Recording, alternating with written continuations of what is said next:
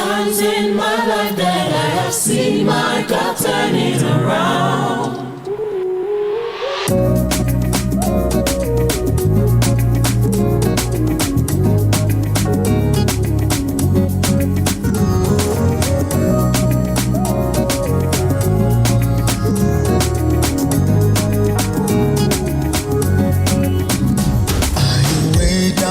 Battles in life.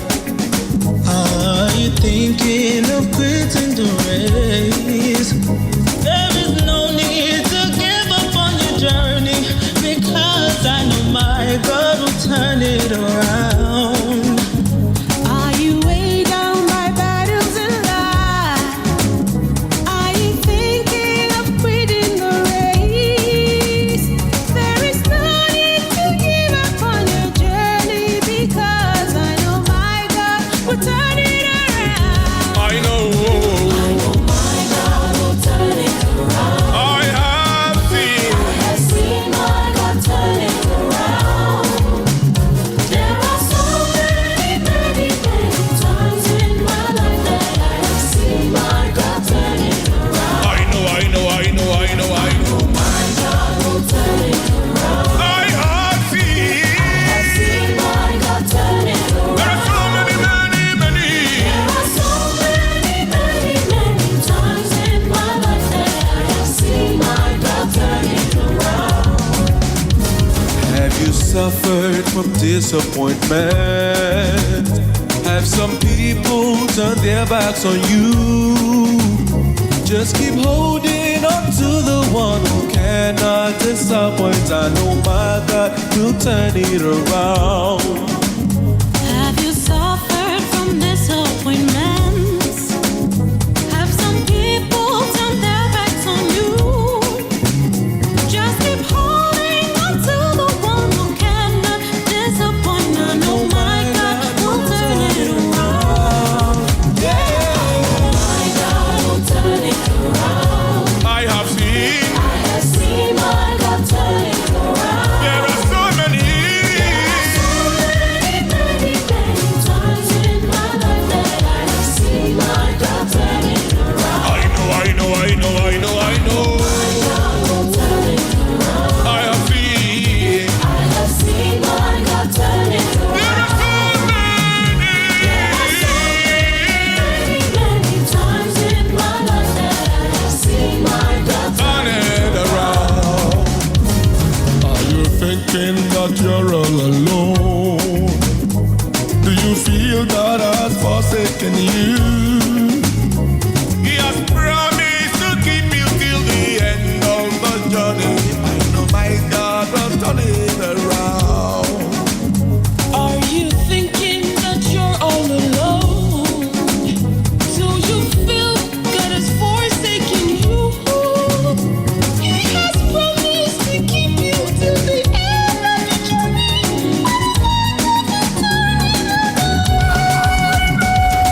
My God will turn it around. I have seen my God turn it There are so many times. in my life that I have seen my God turn it I know. My God will turn it I have seen. I have seen my God turn it around. There are so many. Many, many times in my life that I have seen my God turn it around. My God will turn it around. I have seen my God turn it around. There are so many, many, many times in my life that I have seen my God turn it around. I know. God will turn it around. I have seen my God turn it around. There are so many, many, many times in my life that I have seen my God turn it around. So many times in my life that I have seen my God turn it around. Good evening, New Season Gospel FM family. I hope everyone's doing well tonight. Good evening. I know my God will turn it around. I know my God will turn it around. That was actually my today song. And I wanted to share that. I wanted to start that out, start to show out with that this evening, because I know that my God will turn it around. There's so many, many, many, many, many, many times in my life that I have seen my God turn it around. What a way to start the evening show with, and what an encouraging word. I don't know what you're going through right now, but just know that our God is more than able to turn around whatever situation you're in. So again, good evening and welcome to Faith Matters with me, Mnena. It is a joy and a pleasure to come to you every Monday evening with my personal reflections on our faith walk. Like, how are we being Christ's hands and feet, being his light shining brightly for others to see? And if you're just joining in, this is your first time, welcome aboard. We just reflect. I do most of the talking, but of course, those the family who tuning on Facebook are able to chime in. So I want to say good evening to those who are listening on 89.1 FM. Thank you all so much for coming on. To those who are on newseasonfm.com, thank you so much. YouTube, thank you for coming on. And of course, Facebook family in the room, good evening. Good evening to you all. Good evening, Sister Millicent. Good evening, Sister Laurel. Yay, I see you. Good evening. Good evening, Sister Wendy. Thank you so much for coming on and just to spend this hour with me on Faith Matters. Like I said, it's just a platform where we reflect on our daily Christian walk. We just being the Sunday Christians that just go to church on Sunday and then we're like, okay, bye, we're done. We'll see you. We'll do this again on Sunday. Or we are being those who are called to be Christians 24/7. And I say, yep, it's a 24/7 deal. It is just not a Sunday 2-hour deal, but it is 24/7. We're called to be Christians wherever we are, anywhere we find ourselves. That is what we are called to do. That's our identity. Good evening, Sister Valerie. Thank you for coming on. And so, how are we being Christ's hands and feet? And I just talk about that, reflect from my personal devotional pages or reflection pages, if you want to call them that. I share some thoughts on certain books that I read. And I just really just talk about how sometimes things happen to me and I deal with them or respond to them or not from a faith perspective, how challenging it is or whatever challenges might come my way, because many people think that being Christians is a walk in the park, but it is not, at least not for me. I don't know if it's the same for you, but it is not a walk in the park. It is not as easy as people might think it is. It is a daily journey. So again, thank you for coming on, and I just welcome you all. If you're joining for the first time, thank you. Share the broadcast and let others who are not on yet know that we are on. Before I jump right into what we do, or what I do on Mondays, I want to take the time to say thank you. Thank you so much to our sponsors, those who've been supporting tirelessly what we do here on New Season Gospel FM. We would not be able to do this if not for your generosity, and we're so grateful for you. Thank you for all the support. Thank you for the sponsorship. Please do not rest on your oars. Continue to do so. If you haven't supported and you enjoy the radio station, if you feel that we are doing something great, something in a little effort in building God's kingdom here through the programming that we provide, please, I would like you to prayerfully consider being a supporter of your station today. There's different ways to do so. You can do so through Cash App. For Cash App, it's the $ New Season WC. If you're watching on Facebook or YouTube, you're going to see it scrolling all across the screen. It is, again, for Cash App, $ New Season WC. That's New Season WC. Through Zelle as well, 954-536-1821. For Zelle, it's 954-536-1821. You can go straight to our website, newseasonfm.com. newseasonfm.com. Click on the give/donate button, and it will take you right to the page where you're able to give. If any of those don't work for you, you'd rather just write us a check, you can go ahead and do so. Just mail your check out to 4660 North University Drive, Lauderhill, Florida 33351. Again, that's 4660 North University Drive, Lauderhill, Florida 33351. And you can also just call us at 954-533-8187, and we'll be able to walk you through making the payment over the phone or donation over the phone, whatever works for you. We're here to provide the options that are more convenient or most convenient to you. So again, thank you so much for your support. Thank you. If you haven't supported, today is the day to take that plunge and be like, yes, I'm going to support the radio station today. So prayerfully consider doing that this evening. Good evening, Sister Marcia. Thank you for coming on. And so again, I hope your week is off to a great start. It is April 25th, guys. April 25th. It just seems like yesterday April started, and then Easter came around, and then now it is April 25th. This is the last week of this month. I cannot believe it. It is going by so fast. The year is going by fast, guys. We are at the 115th day mark. It's 115th day. It's the 115th day of the year, meaning we only have 250 days left in 2022. 250 days left, guys. 250. So where are you at this point in the year? I know when we were just at 360, when we were at 300, it was like, okay, yeah, we still have time, but it is going by quickly. We only have 250 days left. So where are you at? Are you able to take stock and say, when the year started, I was here and now I'm here, and this is the growth I can see? You guys know this is my usual spiel. I always spend a couple of minutes here talking about taking stock of where you're at, measuring those steps that you're taking towards achieving those goals that you've set for yourselves, and also to just really take the time also to pat yourself on the back, to glory in those baby steps that you've taken. I say it all the time. Many times we think that the glory or the rejoicing should come when we've seen that accomplished goal, but we forget to just really enjoy the journey and just really glory in those steps that we're taking towards achieving those, because it's the baby steps that we take to get in there that matter the most.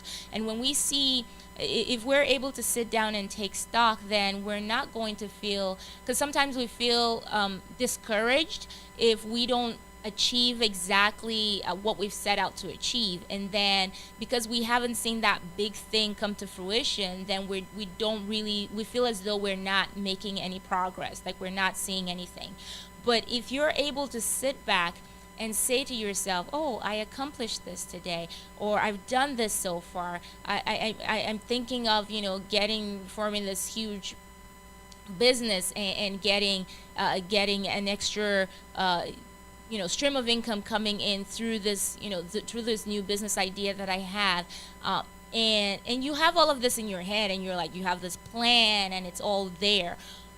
But to measure those baby steps, it's by, okay, if you sit down and say, okay, I have registered my business, that's one baby step. You can say, oh yes, I did that. That's something to glory in. If you can sit down and say, oh, I was able to fight the fear and talk to somebody about this business idea that I had, or this proposal I presented, this proposal, that's a step that you've taken. That's something to glory in. If you were able to, say, apply for a business loan, or maybe you're fearful before, but you said, I'm going to do it anyway, because you're never going to know if you don't start something or if you don't do something. So it's just really taking those baby steps. And it shouldn't just be in business, but in our lives in general. So where are you at? Is there something in your life that you wanted to change at the start of the year that's been really difficult for you to break, a habit that's been difficult for you to break? Are you able to say, okay, I was drinking, for those of you coffee drinkers out there, I'm not a coffee drinker, but if you're, you could say, oh, I was drinking like 6 cups of coffee before 10 a.m. And then you'll be like, okay, in order to cut down on that, I'm drinking only 4 cups of coffee before that time. So those are just the little, even though it might not seem big, but it is big. It's just those baby steps that you're taking towards getting to where you need to get to. Good evening, Brother Philip. I hope you're doing well. And so, how do you measure that? It could just be, in my case, I had one of those, I believe it was today. Yes, today I had one of those, baby steps that I could glory in. I was able to wake up earlier. I'm an early riser anyways, but I was able to wake up about 2 hours earlier than my normal time, and I just really arranged and fixed. I've been trying to just rearrange my house and do a little bit of, I don't know if I should call it spring cleaning, or just really declutter.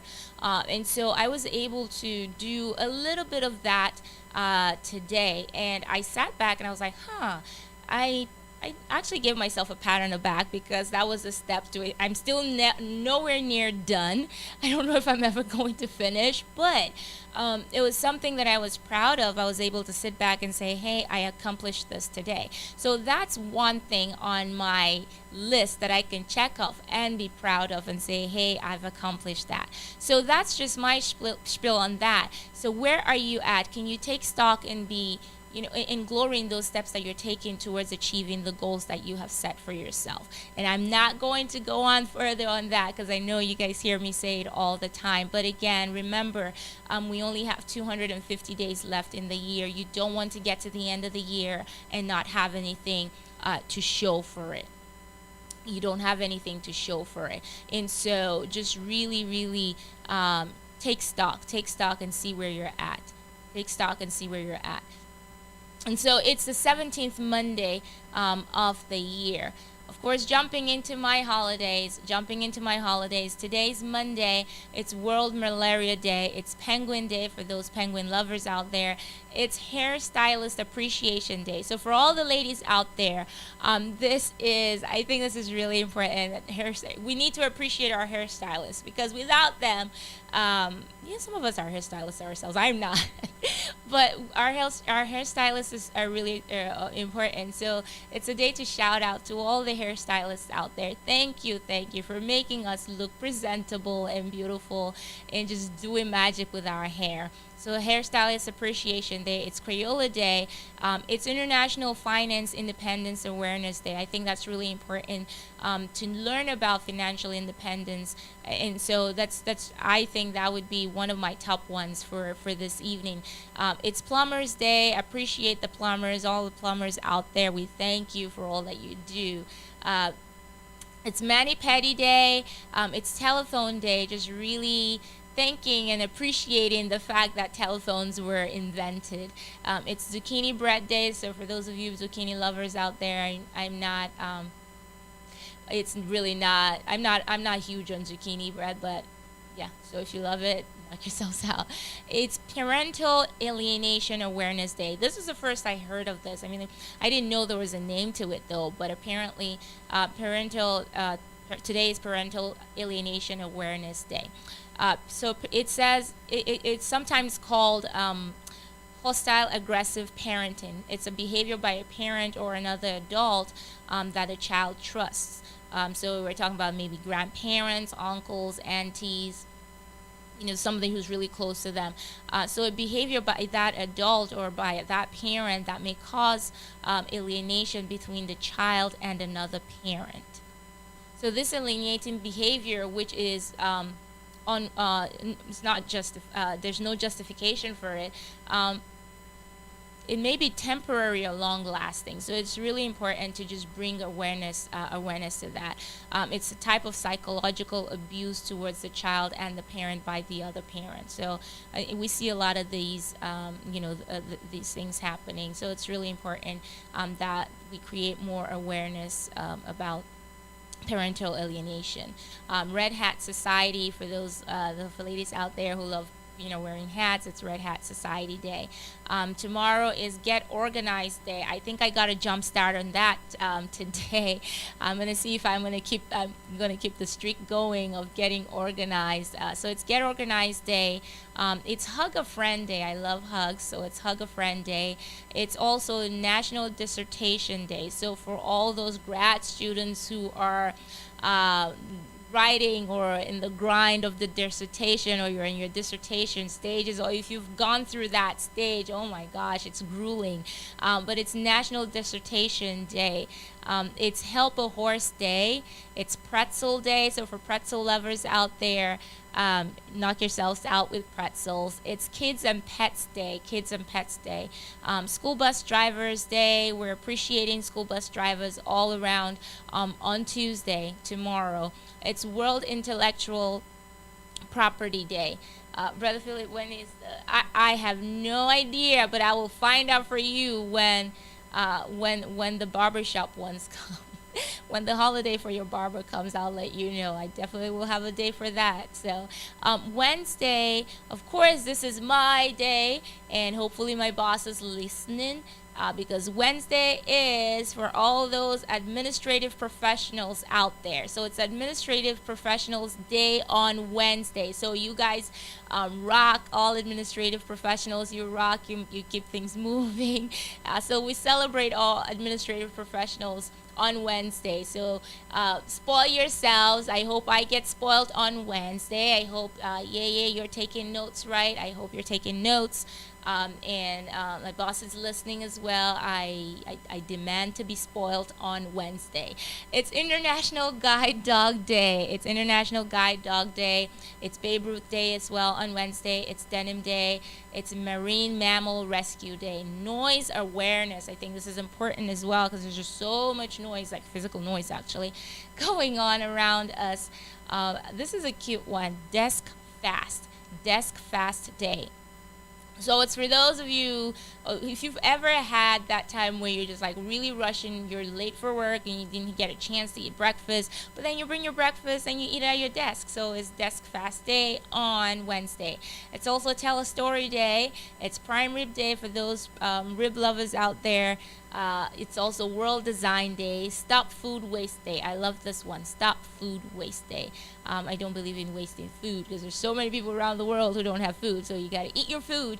So Stop Food Waste Day. On Thursday, it's Biological Clock Day. So men and women, young and old, everyone has a biological clock. Some biological clocks deal with seasonal and yearly rhythms, and things like that. But there's so many everyday biological clocks that and they're called there's so many different biological clocks. They help the body adapt to changes from day to night and all of that good stuff, and that's controlled by what's called clock genes. I did not know that. Clock genes. So these genes carry instructions such as when to sleep, and information about blood pressure and metabolism. So clock genes can also influence our mood. So interesting. I didn't know that. So it's Clean Comedy Day as well. It's Clean Comedy Day on Thursday. Then we need a lot of clean comedy nowadays. So yes, I'm rooting for that. Great Poetry Reading Day for those of you who love to read. I love to read. Not really. I don't really have time for books anymore. But poetry used to be like one of my favorite genres to read, and I am slowly getting back into it. So it's Great Poetry Reading Day on Thursday. It's Holocaust Remembrance Day on Thursday as well. Take our sons and daughters to work on Thursday. I don't know. They'll be in school, so well, for those who are homeschooled, I guess you can take your daughters and sons to work on Thursday. This I love because I think this should be every single day. Thank You Day on Thursday. So it's Thank You Thursday. This should be an everyday thing. Every day. Thank you every single day. Living a life of gratitude. Living a life of gratitude. Sometimes you think you don't have it, or you think you have it, you think things are going so wrong, that nothing's going right, there's nothing to be thankful for. But when you sit down and count your blessings, it will surprise you what the Lord has done. So it's important that we live a life of gratitude, that we're thankful every single day. The fact that we have breath in our lungs is enough reason to be thankful. Just take that breath test, take the breathalyzer test, and that's just basically sitting still and taking a breath in and out. So when you breathe in and you breathe out, you know you're alive, and you have every reason to say thank you, because you're not supposed to, you don't own your life, so it's important. So I love that one. It's also World Day of Safety and Health at Work Day. World Day of Safety and Health at Work Day. Friday, of course, we're remembering all our childcare professionals out there. Thank you all so much for all that you do, taking care of the little kiddos out there. It's a day of remembrance for all victims of chemical warfare. It's International Dance Day. So for all those people who love to dance, all those dance lovers out there, Friday, you got to rock all the dance moves. It's Peace Rose Day. It's Poem in Your Pocket Day. It's also Shrimp Scampi Day. It's World Wish Day. World Wish Day. So those are my holidays for the week, and that's just all I have for you this week. Of course, for me, what will carry it on for me will be definitely thank you, the thank you day. I think that encompasses everything, and every other thing. If we leave a life of gratitude, every other thing just sort of like falls into place, because we have a different perspective of life, and the way we carry on and do life is just totally different, because we're just thankful every single day. So again, if you're just joining me, this is Faith Matters with me, Mnena. I just finished that segment where I talk about the weird and obscure holidays that we have. Some of them we've heard about, some we haven't heard of, but at least we know what's going on throughout the week, and we can just have fun and roll with whatever holiday it is. And again, some of those are really important holidays that just really touch on our lives and as Christians as well. It interlocks or intertwines with our faith walk. So again, that's just those are my holidays for the week. So again, how do you nourish your faith? Jumping right into my reflection for the evening. Again, everything I talk about is just things that have happened to me throughout the week or throughout my day, and just some pages or things that I wrote down and while reflecting. And I'll be sharing quite a bit, and like I do, I usually float quite around a bit and just touch on. Give little nuggets here and there. Hopefully, at the end of the day or at the end of the evening, you'll be able to take something away. That's my goal. That's my aim. That I'll be able to encourage you with at least one little thing that you can take away. And so we remember talking about nourishing our faith. I was having a conversation recently with someone, and we were talking about how do you nourish your faith, because it's really important for us to do so. It's really important for us to nourish our faith, to keep our faith strong. Because if you don't work at it, if you don't feed your spiritual self, you're not going to make it. You're not going to be a healthy Christian. Your faith is not going to be healthy. So do you nourish your faith with prayerful reflection of the Word of God? That's really important, that we sit down and just read God's word. What is this word saying to me? What am I seeing in here, and how am I applying, or how can I apply this in my life? Many times I talk about when we read the stories, when we read certain passages, or when we're going through scripture, we should try to put ourselves and imagine ourselves as those characters at that time, because when we do that, we're able to just see and interpret it from a different perspective, and it has a more deeper meaning, and we're able to just really decipher what the message is in there for us, and able to extract something that we can apply in our lives. And so there's a great character, or just an interesting character in the Bible, Nicodemus. When Nicodemus heard about Jesus's miracles and the extraordinary teachings, he decided to meet him, but he was fearful, so he decided to meet him privately, away from the crowds and away from the spotlight. And he was not just an ordinary person. Nicodemus was he was a religious ruler. He was a member of the Sanhedrin, which was kind of like the Supreme Court at that time of the Jews. So he was really a devout individual who just really kept the Lord's. But he decided to meet with Jesus at nighttime I would think maybe for two reasons. he may have been cautious and not ready to just publicly associate himself with Jesus, since many of the Pharisees at that time were, many of the Pharisees opposed Jesus and his teaching. They didn't really like him. They called him, they saw him as, someone who was breaking the law. So he probably didn't want to be associated with him. I mean, to be seen with him in public. So which is why he probably just, decided to see him at nighttime. It's also likely that because it was more of a private time where he could have uninterrupted discussions or conversations with him, because it was nighttime.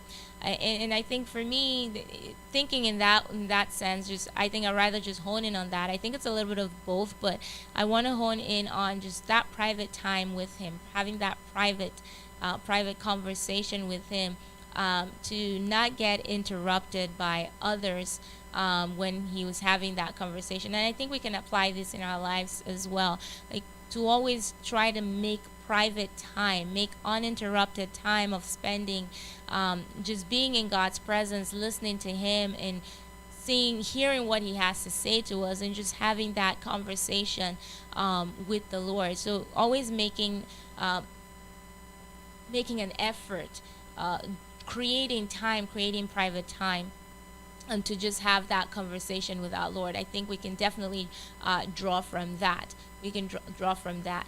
And how can we get right with God when we enter His kingdom? And it's important too. Just touching back on Nicodemus and his meeting with Christ.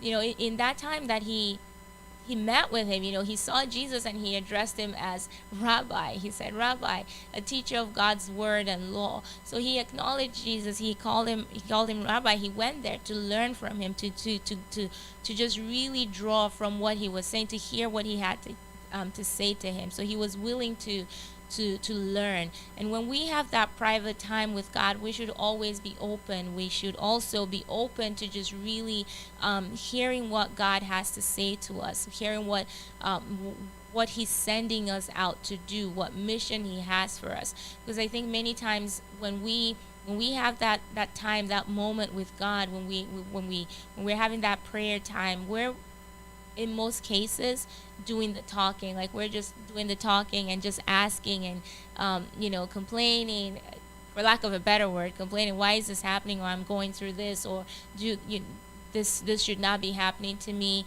Do this for me, God. Can you do this for me? Can you provide this for me? Can you protect me? So we're the ones doing all of the talking, when we should also be open to hearing what he has to say to us, open to hearing what word he has for us, or what message is in it for us. So I think that's really important for us to understand. So that's just my take on just having that deep, setting aside that time, that private moment of getting into a deeper conversation with God. And I think ways to do that, of course, he went at nighttime. We can always try to carve out that time. It could be nighttime. It could be really early in the morning. I rather early in the morning. Like I said, I'm an early riser. So that it's usually very early in the morning when I do that. It's just like having that time. It's quiet. There's no, in my case, I don't have the distractions of the TV, of course, my for my kids, or making breakfast, or trying to get the day started. I just have that quiet time, and it's just so precious, and it's so soothing, and it's so comforting to have that time alone, and with the Lord. And it's so funny, like it gets to a point where when it starts to get to, say, the time when I start my day off, I'm like, oh, really, already? So when you develop that, it's almost like you're not going to want to leave that presence when you really, really get into it. So it's really important that we start to develop that habit, or cultivate that habit of just carving out quiet time to spend with the Lord, in order to grow in our faith, in order to nurture our faith. It's extremely important.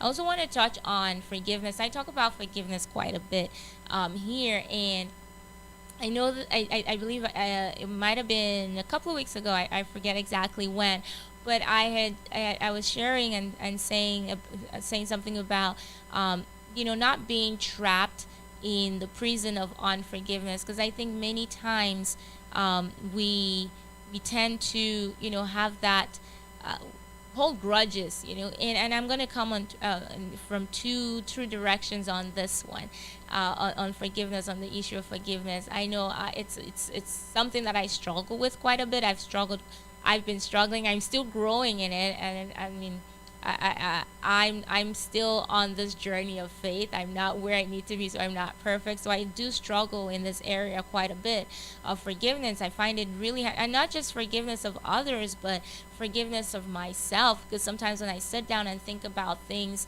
that I've done, or people that I've hurt, sometimes I find it so difficult to to forgive other people, and also to forgive myself. I've been reading this book by, I believe her name is Turkist. Lisa Turkist. And it's called Forgiving What You Can't Forget. Forgiving What You Can't Forget. You always hear this whole thing, oh, forgive and forget, forgive and forget. Easier said than done. But it was so interesting to see how she wrote the book. It was just beautifully written, and I really would recommend it, for whoever's out there who's looking for a good read. Forgiving What You Can't Forget. It's by Lisa Turkist. Again, it's spelled Lysaterkeurst.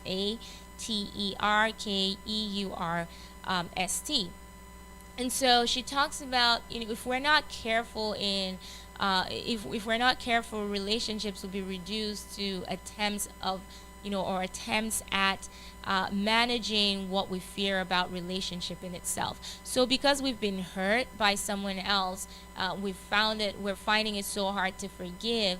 And because of that, because we're holding on to whatever hurt it is that we have inside of us, if we're not careful, we tend to reduce relationships. It's like managing fear, managing. It's just we turn it into like a managing thing. It's not, instead of really enjoying the relationships themselves. Forgiveness will rob us from that opportunity of really enjoying the relationship in itself. Good evening, Brother Donovan. It's good to have you on.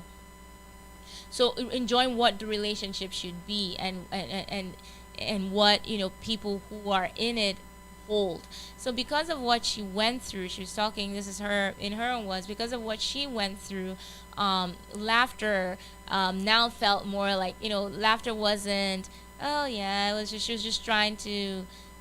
It was more like, it was really fake. Laughter was now fake, because now the relationship in itself was just like an attempt to managing what she was fearing, or what she was scared that might happen. So when she laughed or when she smiled, it was all fake.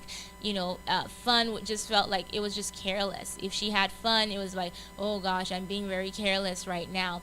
And in her words, she says, people's imperfections were like neon lights. And this was really powerful when I read it. She said, people's imperfections were like neon lights screaming that they were just another high-risk opportunity for her to get hurt again.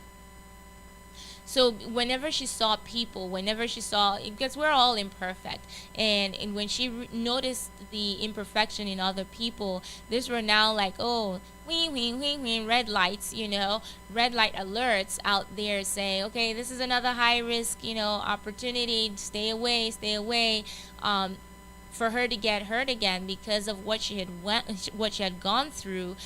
She couldn't really trust anyone again, or she couldn't enjoy relationships anymore because of what had happened to her in the past. And how true is this in so many instances in our lives when we think about it? Because of what has happened to us in the past, and because we're holding on to it, we're not willing to walk or to move forward. We're not willing to grow. We're stuck in that situation, that in that hurt that we found ourselves, or that hurt that happened to us. Daily issues now become the worst case scenarios. Okay, so you're carrying on in your life, and you're like, okay, what's gonna happen now? I'm not expecting anything good. And she said cynicism became like a security guard for her. And it was just so powerful when I was reading this. So cynicism became like a security guard. And I believe that anyone who's been hurt has in some way felt this way. We believe that if we don't expect or hope for too much, then we're not going to be hurt. It's like, okay, I'm not expecting anything good to come out of this, because if I expect something good, then yeah, I'm going to be disappointed. So cynicism now takes over. It becomes like our comfort blankie, so to speak, because that's what we're holding on to, because we can't trust, we can't hope for anything good, we can't hope for anything better because of what we've been through. So in some sick way, it becomes like a protection from pain that might occur. And then we forget that, hey, the pain may not occur. Yes, it might occur, but it also may not happen. And so bitterness also, she wrote, bitterness masqueraded, and this was really beautifully written, bitterness masqueraded like a high court judge, making me believe I must protect the evidence against all those who hurt me, so that I could state and restate my airtight case and hear guilty proclaimed over them. Many times I found myself in situations like this, and in reality it was punishing sentence of isolation when you think about it. So it was just a punishing sentence of isolation, out to starve her soul of life-giving relationships. So because we've been hurt so many times, or we've been hurt in a certain way, we're always like, okay, this is my side of the story, they shouldn't have done this to me, or they did this, and we're telling our pity, we're trying to throw a pity party and tell our side of the story, and wanting others to be like, oh, they should not have done that, how dare they, and we're waiting for others to be on our side all the time, and in most cases you might be right, you might have a case, you definitely were treated wrong, but don't go sitting in that, having a pity party and not letting go of it. Because many times a lot of people are just sitting down waiting for that for others to say, oh yeah, they did wrong, this person did you wrong, they didn't do right by you, but then what does that accomplish? You're in other words, you're starving yourself. When you get stuck in that, you're punishing yourself. You're in a prison of isolation. You're starving yourself of life-giving relationships, where you could be in a relationship with other people that are loving, are caring, who can encourage you and lift you up, because you can't do life alone. As much as you would like to do life alone, as much as we all need people, we all need each other. We can't do life alone. I joke all the time that as much as people don't realize, is I'm not a people person, I'm an introvert, I'm extremely introverted, but people don't know that. But even though, however introverted I am, I still need people around. I can't do life alone. So it's important for us to recognize that we cannot carry on, and we cannot succeed in this life on our own. We need relationships. And so recognizing that the bitterness that we have inside of us is really in most times is just starving us of those life-giving relationships. It is just a way of it's a way of breaking out of that prison. And once we recognize that and break out of that prison, we're opening ourselves up to just really enjoying those relationships that are out there. Resentment, again, she said, would clothes itself like a banner marked with the word vindication, because you're just feeling this whole resentment on the inside of you towards that person that did something to you. You're holding this grudge, making it makes you believe that the only way you can get free is for that person who caused you that hurt to also hurt the same way. or hurt more than they hurt you. And many times that's not the case. Like, you cannot, when you start thinking that way, having that resentment, having wishing ill towards that person who did you the wrong, you're digging deeper and deeper and deeper, and just torturing yourself more. You're getting yourself into that hole and getting yourself trapped in that box, in that prison of unforgiveness, where you're isolated and you really can't do anything and you can't move. You're unable to move forward.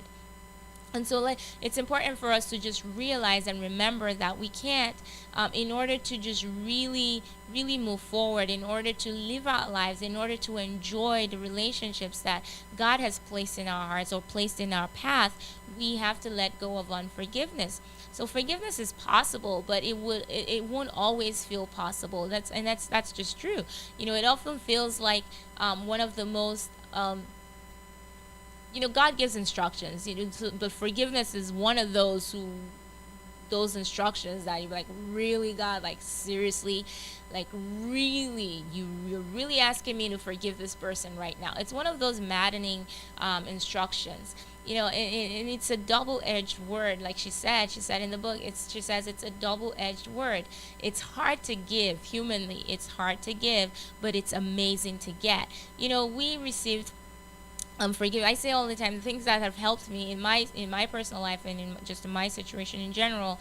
When I find it difficult to forgive, I just take a pause and I think about the things that I've done, and for the fact that God hasn't counted those sins against me. He hasn't held them against me. He's forgiven me completely. So if He has forgiven me, if I enjoy that forgiveness, which feels amazing, why can't I? Why can't I give someone else that gift of forgiveness? So humanly speaking, it's hard, it's difficult to do, but it's not impossible with the grace of God. So it's a double-edged word. It's hard to give, but it's amazing to get. It's hard to give, but it's really, really, it's extremely, it feels great when you receive that forgiveness. And so many times it's just important for us to remember, if you're struggling, if you're in that situation where you're finding it so hard to forgive someone, to forgive yourself, because that's another one. Many times the struggle with forgiving ourselves, because we've hurt someone else, and we're always just holding on to that, holding on to the unforgiveness, and saying, hey, I did this wrong. I hurt this person. Oh, how did I do that? I can't believe I did that. And we're just holding on to that, and we're not letting go of the hurt, and we're trapping ourselves. Now we're not, we're trapping our own selves in that that wrong that we did, in that same unforgiveness prison. Now it's not the unforgiveness of the other person, but it's not forgiving ourselves for the wrong that we've done.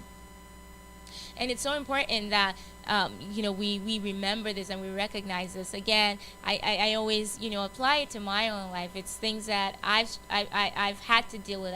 I've stumbled and I've struggled in so many ways in regards to forgiveness and forgiving my own self in things that I've done. James 3:2 reminds us, we all stumble in many ways. Anyone who is never at fault in what they say is perfect. Anyone who is never at fault in what they say is perfect, is able to keep their whole body in check. Not, the last time I checked, we're not perfect. The last time I checked, I'm not perfect. So we stumble, and this is what James is telling us, that we all stumble in many ways, not just, and I think for me, the key word here is the many. It doesn't say, oh, we stumble in one way, or we stumble in a few ways. No, we stumble in many, many, many, many ways. So anyone who is never at fault in what they say is perfect. I'm not perfect. I am not perfect. If you are, I don't know what to tell you. Maybe this is not for you, but I'm not perfect. Anyone who is never at fault in what they say is perfect and is able to keep their whole body in check.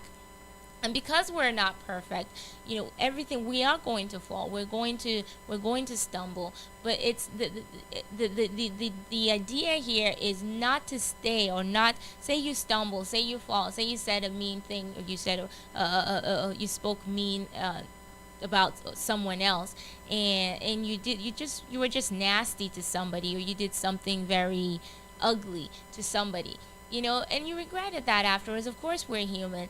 You ask for forgiveness and you forgive yourself as well. Don't just go don't go locking yourself up in that state of unforgiveness. Don't go staying locked up in that state of unforgiveness, because it's really important. Because when you forgive yourself, you can move forward, you can move on towards what God has planned for you. And it's so funny, that's a tactic that the enemy uses many times, to just really hold us back, to really make us doubt, to really make us think about, hey, am I really doing this? Like, why am I here? Why am I calling myself Christian? That's one of the tactics that he uses. He'll say, look at you did this yesterday. Don't you remember what you said to that person, or you said about that person? Don't you remember what you did? But that's the enemy playing games with you, trying to discourage you, trying to just mess with your mind, because he knows that if he keeps that sin in front of you, that wrongdoing, that thing, that hurt that you caused someone else in front of you, that you will not that would be a distraction from where you're going, and that would give you a pause on your journey. And all he wants to do is to just really, really just have you fall by the wayside and say, I give up, I'm not going to go on. And he wants you to say, I'm not worthy of forgiveness, I'm not worthy to call this person friend anymore. I'm not, or for to have that person call me their friend anymore, because of what I've said, because of what I've done. I'm not worthy to be loved. I'm not worthy to be around people. I'm not worthy to have kids. I'm not. So there's so many things that he will throw at you and say, you're not worthy to do that, or because of what you've done in the past, or because of what you did yesterday, which is the past. So however recent your sin or the hurt that you've caused someone is, just remember that once it's forgiven, God does not remember anything. When he forgives, it's like he throws it in the most deepest part of the ocean, like never to be remembered again. So if he does not remember your sin, why would you remember and not forgive yourself? Why would you hold on to that and not forgive yourself? So just something I want you to take home tonight. If you don't take away anything, just let's hone in on forgiveness this evening. Remember that you need to forgive yourself. Don't hold yourself in the prison. Don't lock yourself in that prison of unforgiveness, because many times there's a funny thing too, like in the case of you not forgiving the other person, that person is probably not even aware that you are actually holding on to a grudge, and they're moving on with their lives, and you're here and sitting down there all grumpy, all grudgy. You're like, okay, and you're miserable, but then they're carrying on with their lives. In some cases, that's usually the case, that they don't even know that they've wronged you or they've done anything to hurt you. In other cases, yes, they do know that they've hurt you, and you should be mad and you should be upset, rightfully so. But do not, whatever the circumstances or whatever the situation is, you cannot keep yourself holed up in that jail cell of unforgiveness and just remain stagnant and not move, because it's not healthy for your faith as well. Because when you think about it, if you're holding on to that grudge, God, we're called to love. We're called to love. The Bible tells us to even love our enemies, to pray for them. So if you're called to do that, then that in itself is asking you to forgive. That's asking you to forgive, because if you're holding on to that to that unforgiveness, that means you're saying, I can't love this person. There's no way I'm going to show love. There's no way I care about this person. There's no way I'm going to show this person mercy, because I cannot forgive that. So what does that say? That says that you are you are disobeying what God has asked you to do. You're disobeying God's command, which is to love one another, which is to love and pray for those who hate you, your enemies.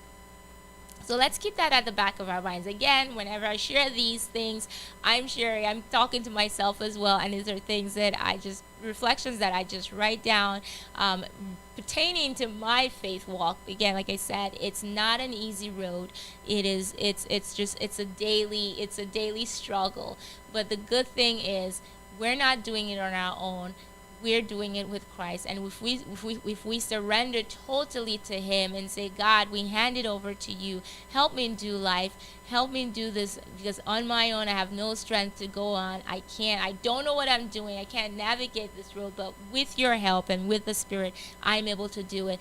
Then when we get to that point, then we're able to be successful on this journey. So remember, don't hold on to that spirit of unforgiveness. And when you've been forgiven, just rejoice in the forgiveness that you've received, and embrace it. I had a situation this afternoon with my youngest.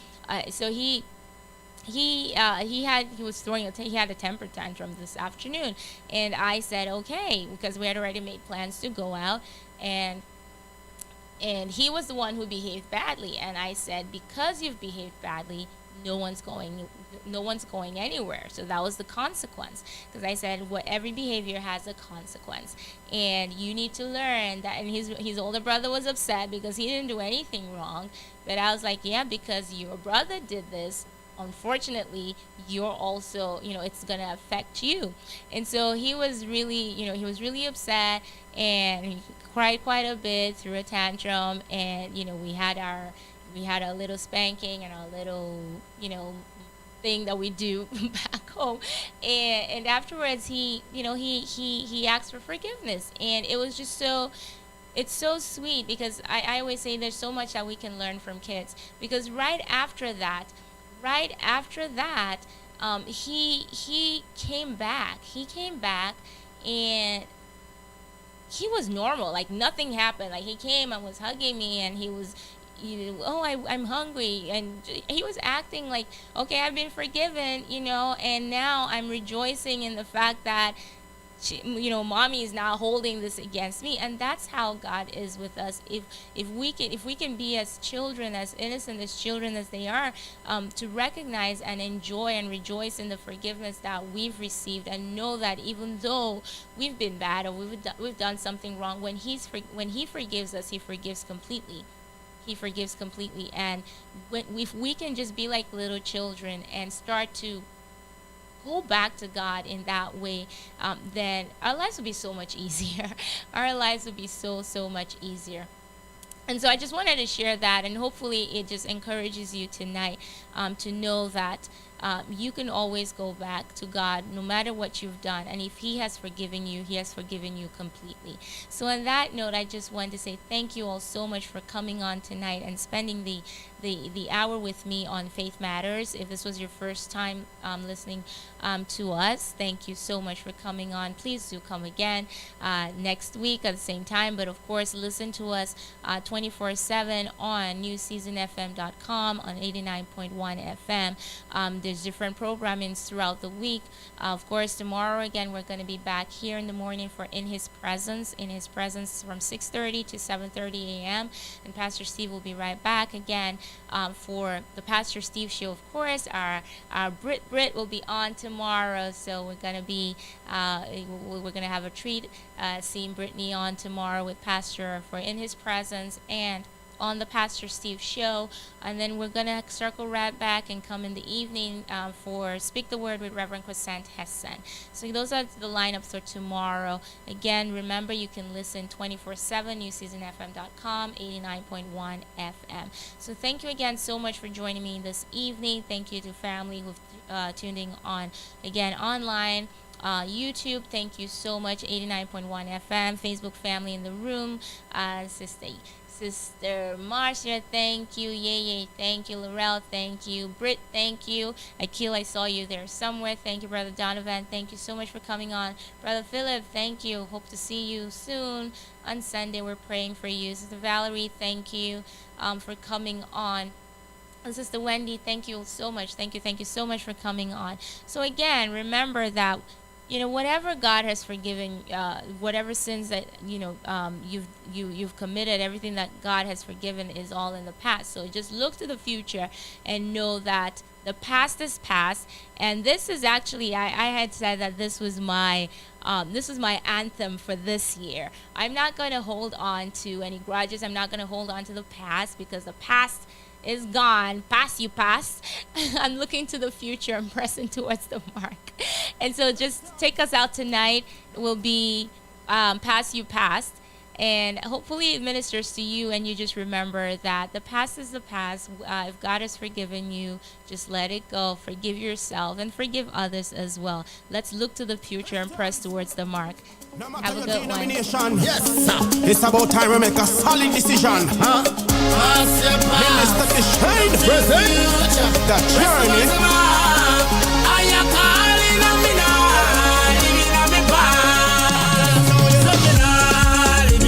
I have to put all things behind me. I'm not living on my past. Me put the past behind me. Look to me future. Rest towards the mark. I am calling on me now. Living on my past. Here to feel it that go. Past pain you feel it that go. We don't want no time for your carry feelings. Hey you, Mr. Man, where you a carry that go? Life is short, man, enjoy the moment. Don't waste time, I fight past opponent. God will return things that was stolen, and there be a make an atonement. Cause it is a waste of time to even a bad mind. We just greet them with a smile. Thank God you're alive. Nah, living on my past. I have to put all things behind me. I'm not living on my past. We put the past behind me. Look to me future. Rest towards the mark. I am calling on me now. Living on my past. Speaking from a place of change now. Hear them a walk and a ask some change. So God in our life, everything we arrange now. Up in the line, yeah, we come from a place now. If you love me, then let me know. If you hate me, then let me go. Just let me grow. How you will get overthrown like over so. Yeah. Cause it is a waste of time to even a bad mind. We just greet them with a smile. Thank God you're alive. Me nah living on my past. I have to put all things behind me. I'm not living on my past. Me put the past behind me. Look to me future. Rest towards the mark. I am calling on me now. Living on my past. Turn bad, then you done bad already. You feel sad, then you done sad already. Don't make your life miserable and comfortable for something where somebody done already. Stepping at the future, forget about the past. Year by year, you feel renew your task. You have life, so all wasn't last. Just God and He will carry your ass. Cause it is a waste of time to even a bad mind. We just greet them with a smile. Thank God you're alive.